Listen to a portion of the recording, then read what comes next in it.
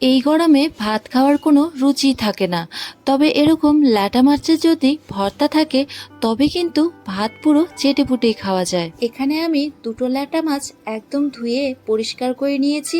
এবার এগুলোকে সেদ্ধ করে নিতে হবে। তার জন্য আমি জল বসিয়ে দিয়েছি আর জলটা ফুটতে শুরু করে দিয়েছে।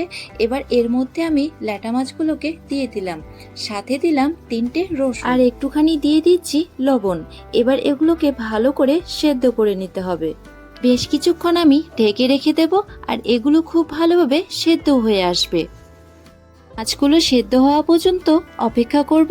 আর এখানে দেখুন মাছগুলো কিন্তু খুব ভালোভাবে সেদ্ধ হয়ে গেছে। এবার এগুলোকে আমি তুলে নিলাম। ল্যাটা মাছের মাঝখানে যে বড় কাঁটাটা থাকে সেটাকে ছাড়িয়ে নিচ্ছি। মাছের কাঁটাটা ছাড়ানো হয়ে গেলে এবার এগুলোকে ভেজে নিতে হবে।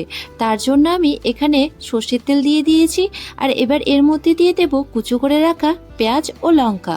এগুলোকে খুব ভালো করে ভেজে নিতে হবে। সাথে আমি লবণ হলুদটাও দিয়ে দেব।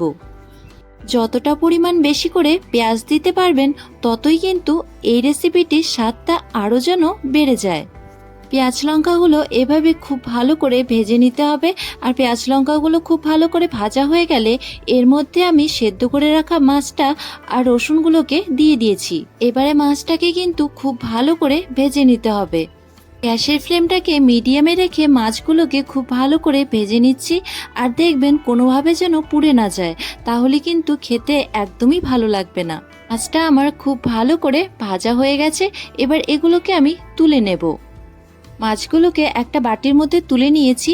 এবার এগুলোকে খুব ভালো করে ভর্তাটা করে নিতে হবে। আপনারা এখানে আরেকটুখানি সর্ষের তেল অ্যাড করে ভালো করে ভর্তাটাকে করে নিতে পারবেন।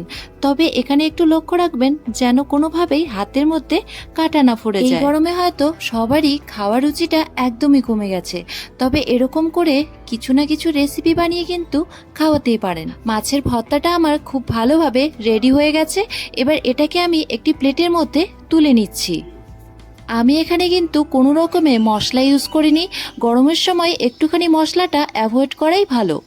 ল্যাটা মাছের ভর্তাটা কিন্তু আমি খুব সহজে এবং খুব তাড়াতাড়ি রেডি করে ফেলেছি। যারা একটু ঝাল খেতে পছন্দ করেন তারা কিন্তু এভাবে দুটো শুকনো লঙ্কাও নিয়ে নিতে পারেন, তাতেও কিন্তু বেশ ভালো লাগে। ল্যাটা মাছের এই রেসিপিটি আপনারা কিন্তু বাড়িতে অবশ্যই ট্রাই করবেন।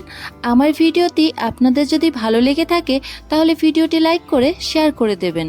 আমার পেজটিতে নতুন হয়ে থাকলে পেজটি ফলো করে পাশে থাকবেন। দেখা হচ্ছে নেক্সট একটি ভিডিওতে।